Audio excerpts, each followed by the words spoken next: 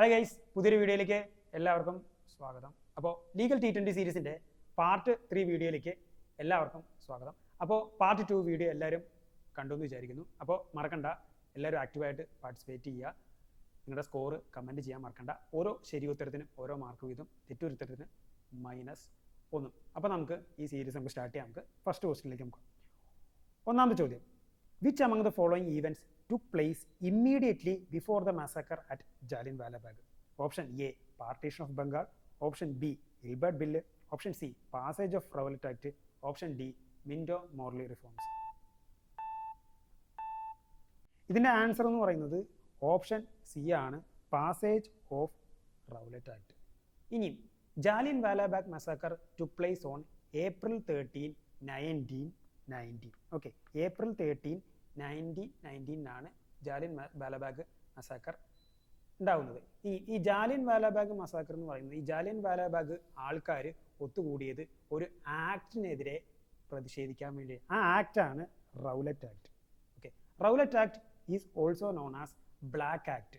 ഇതിന് വേറൊരു പേരും കൂടി ഉണ്ട്, anarchical and revolutionary crimes act. അപ്പോൾ റൗലറ്റ് ആക്ട് ബ്ലാക്ക് ആക്ട് എന്നും പേരുണ്ട്, അതുപോലെ anarchical and revolutionary crimes act. ഇനി Rowlatt act was passed on 6th February 1919. Rowlatt act was passed on 6th February 1919. ഓർത്ത് വയ്ക്കാം. നമുക്ക് രണ്ടാമത്തെ ചോദ്യം നോക്കാം. നമുക്ക് national consumer day is observed on. Option A March 15. Option B December 12. Option C December 24. Option D December 25. ഇതിൻ്റെ answer എന്ന് പറയുന്നത് ഓപ്ഷൻ സി ആണ്, ഡിസംബർ 24. ഓക്കെ, ഇപ്പോൾ നിലവിൽ നിൽക്കുന്ന സ്റ്റാറ്റ്യൂട്ട് എന്ന് പറയുന്നത് കൺസ്യൂമർ ആക്ട് അല്ലെങ്കിൽ കൺസ്യൂമർ പ്രൊട്ടക്ഷൻ ആക്ട് 2019 ആണ്. ഇതിന് മുന്നേ ഒരു പഴയ നിയമം ഉണ്ടായിരുന്നു, കൺസ്യൂമർ പ്രൊട്ടക്ഷൻ ആക്ട് 1986. ഈ consumer protection act 1986 got president assent on December 24. December 24, 1986 consumer protection ആക്ടിന് പ്രസിഡന്റ് അംഗീകാരം കൂടുക. അതുകൊണ്ടാണ് ഈ ഡിസംബർ 24, അതിൻ്റെ ഓർമ്മയ്ക്കായിട്ടാണ് December 24 national consumer rights day ആയിട്ട് ആചരിക്കുന്നത്. ഇനി വേൾഡ് കൺസ്യൂമർ റൈറ്റ്സ് ഡേ എന്നാണ്. World consumer rights day is on March 10.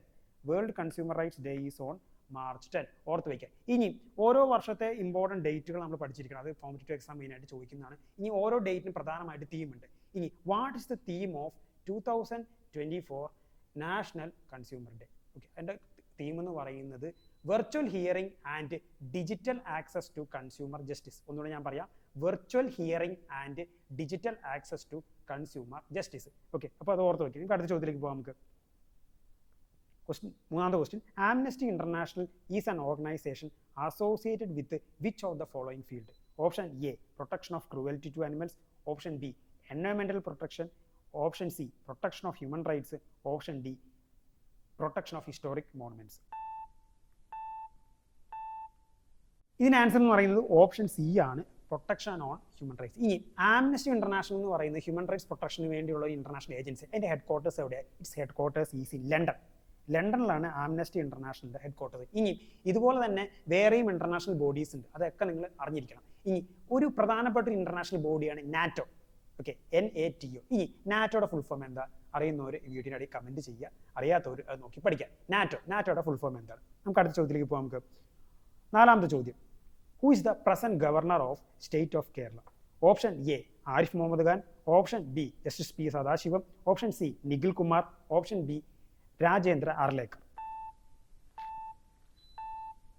ഇതിന്റെ ആൻസർ എന്ന് പറയുന്നത് ഓപ്ഷൻ ഡി ആണ്, രാജേന്ദ്ര അർലേക്കർ ആണ് അതിന്റെ ആൻസർ. ഇനി Rajendra Arlekar is the 23rd governor of Kerala.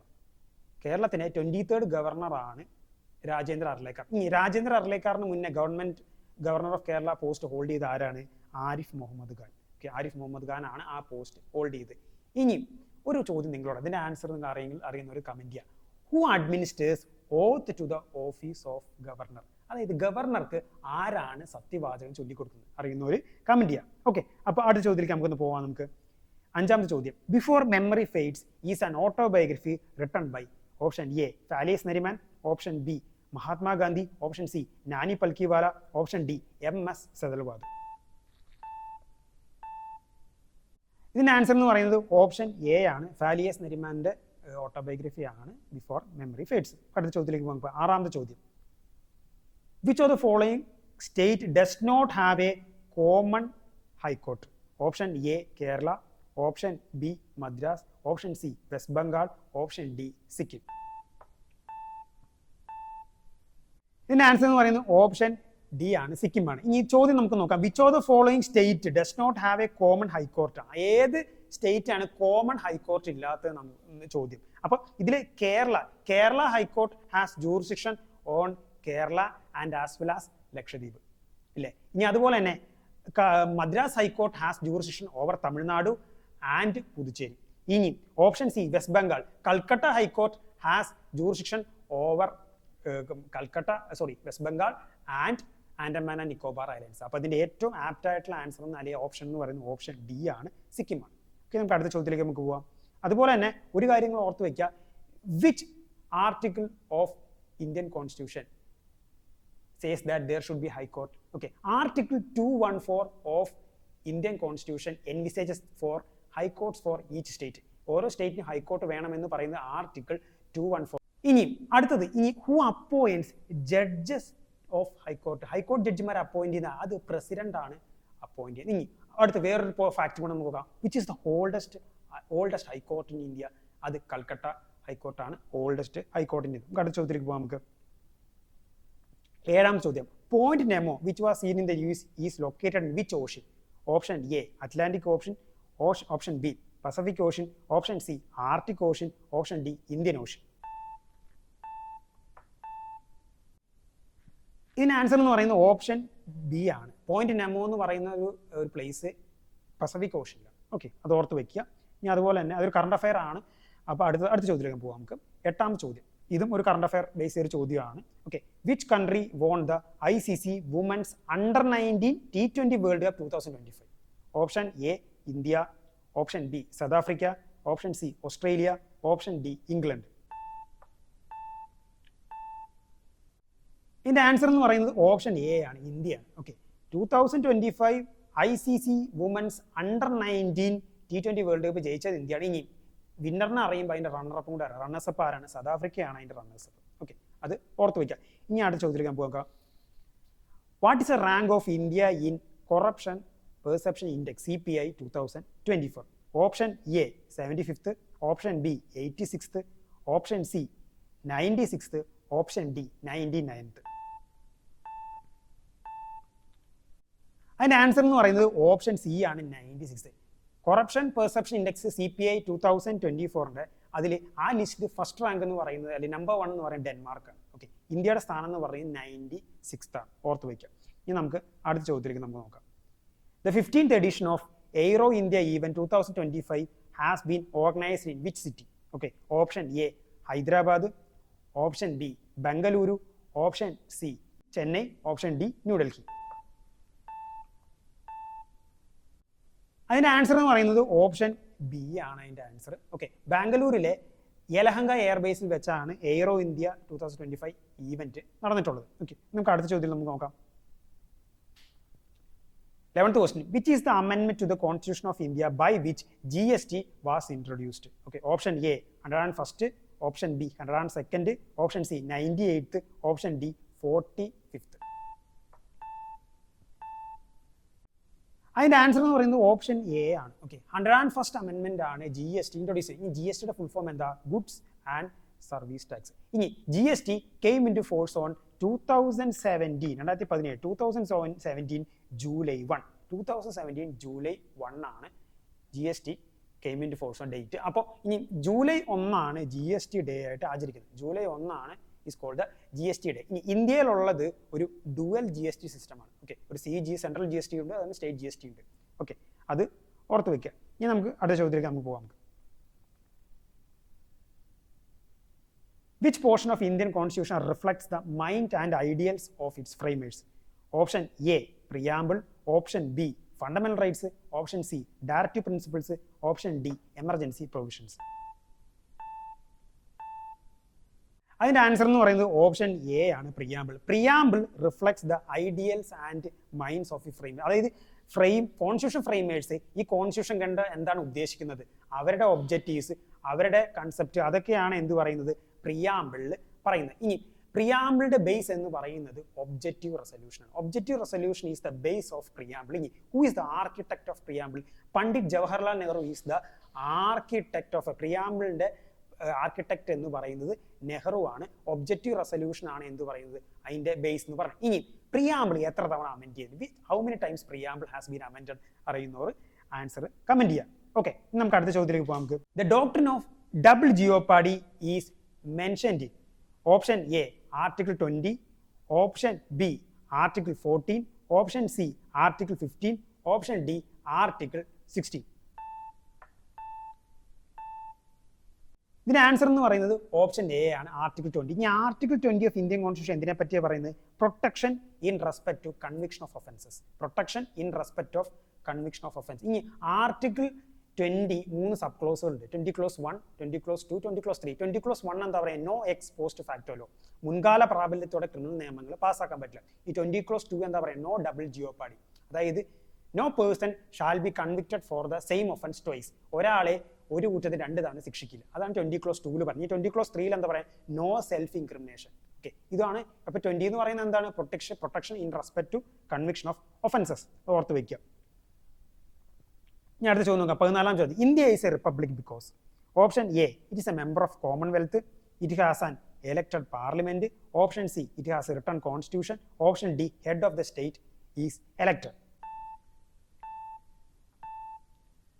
ഇതിന്റെ ആൻസർ എന്ന് പറയുന്നത് ഓപ്ഷൻ ഡി ആണ്. ഇന്ത്യ ഒരു റിപ്പബ്ലിക് എന്ന് പറയാൻ മെയിനായിട്ട് കാരണം റീസൺ എന്താണ്? India is republic because the head of the state that is president is elected directly or indirectly. ഇന്ത്യയിൽ അത് ഇൻഡയറക്ട്ലി ആണ്. കാരണം പ്രസിഡൻഷ്യൽ ഇലക്ഷൻ നമ്മൾ നേരിട്ട് സിറ്റിസൺസ് നേരിട്ട് പങ്കെടുക്കുന്നില്ല. President is elected through a body called electoral college. Okay, അതിനെപ്പറ്റി നമ്മുടെ ചോദ്യം പാർട്ട് 2 വീഡിയോയിൽ ഞാൻ പറഞ്ഞിട്ടുണ്ട്. അതിൽ ഡീറ്റെയിൽ ആയിട്ട് ഇലക്ട്രൽ കോളേജിനെ പറ്റിയൊക്കെ എക്സ്പ്ലെയിൻ ചെയ്തിട്ടുണ്ട്. ഇനി റിപ്പബ്ലിക് ഡേ ആയിട്ട് ആചരിക്കുന്നത് January 26 ആണ്. Okay, India become A republic on January 26, 1950. Okay, January 26, 1950 India republic ആയത്. ഇനി the Constituent Assembly adopted Constitution on November 26, 1949. November 26, 1949 ആണ് കോൺസ്റ്റിറ്റ്യൂന്റ് അസംബ്ലി കോൺസ്റ്റിറ്റ്യൂഷനെ അഡോപ്റ്റ് ചെയ്യുന്നത്. അഡോപ്റ്റ് ചെയ്യുന്ന ഡേറ്റ് ഈ November 26 ആണ് നാഷണൽ ലോ ഡേ ആയിട്ട് ആചരിക്കുന്നത്.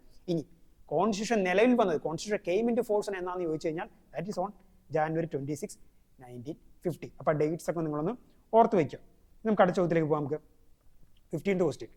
Under section 319 of CRPC, a person may be added as an additional accused on the basis of option A, documents relied on by the prosecution, option B, supplementary report of the investigation officer, option C, evidence adduced in the case, option D, subsequent developments.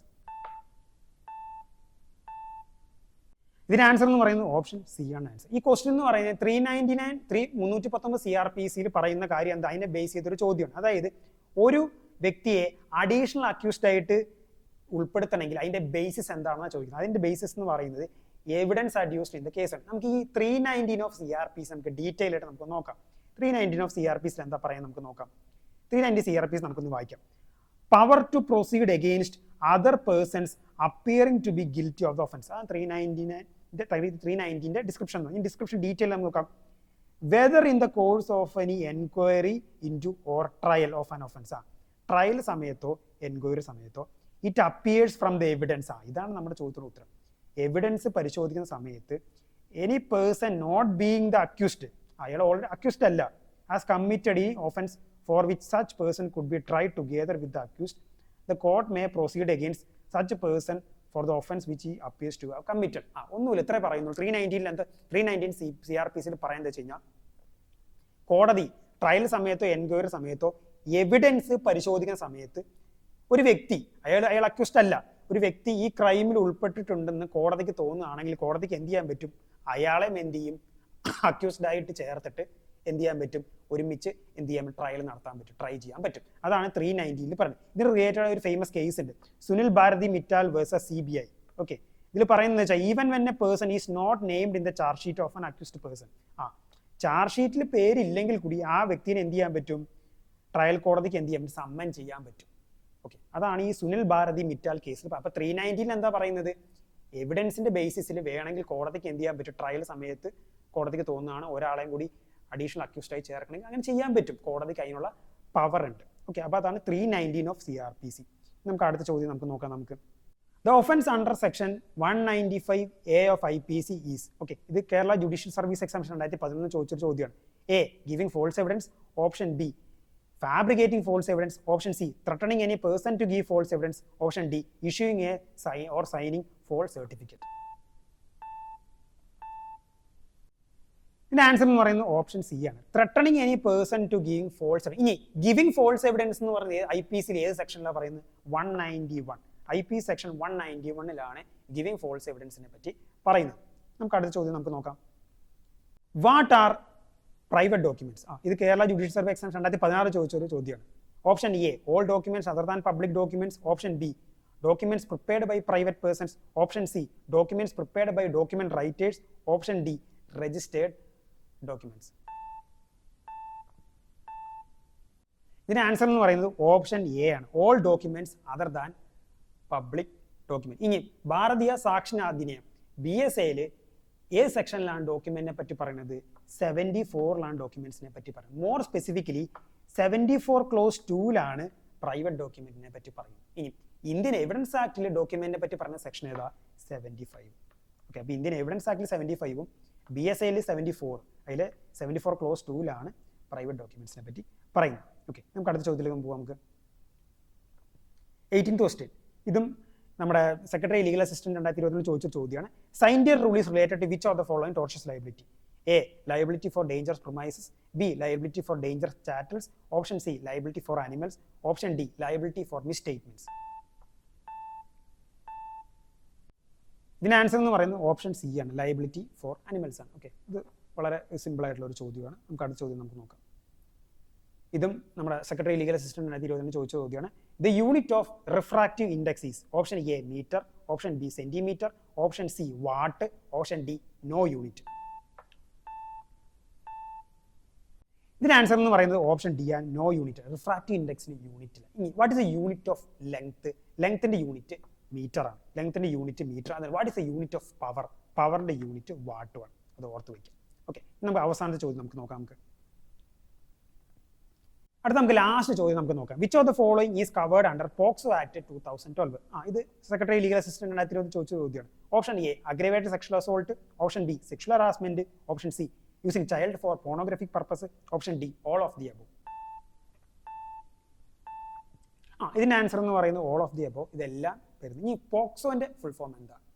What is full form of POCSO act? POCSO protection of children against sexual offences. Okay, protection of child അല്ല അത്. Okay, അത് ഓർത്ത് വെക്കണം. പ്രിവെൻഷനും അല്ല, protection of children against sexual offence ആണ് POCSO ആക്ടിന് 2012 നിലവിൽ വരുന്നത്. അപ്പോൾ ഇതാണ് നമ്മൾ ഈ ഒരു സീരീസിൽ നമ്മൾ ഡിസ്കസ് ചെയ്യുന്ന 20 പ്രധാനപ്പെട്ട ഹാൻഡ് പിക്ഡ് ആയ 20 ചോദ്യങ്ങൾ. നമ്മൾ കൂടുതൽ ചോദ്യങ്ങളായിട്ട് ഇനിയും ഈ സീരീസിൽ നമ്മൾ വീഡിയോസ് ഒക്കെ ആയിട്ട് വരുന്നുണ്ട്. അപ്പോൾ ഞാൻ പറഞ്ഞ പോലെ ആസ് ഓൾവേസ് സപ്പോർട്ടാണ് ഏറ്റവും കൂടുതൽ മാറ്റർ ചെയ്യുന്നത്. അപ്പോൾ നിങ്ങൾക്ക് ഈ കണ്ടന്റ് ഹെൽപ്ഫുൾ ആയെങ്കിൽ ഉറപ്പായിട്ട് സപ്പോർട്ട് ചെയ്യുക, ലൈക്ക് ചെയ്യുക, സബ്സ്ക്രൈബ് ചെയ്യുക, ഫ്രണ്ട്സിനൊക്കെ അയച്ചു കൊടുക്കുക. Thank you.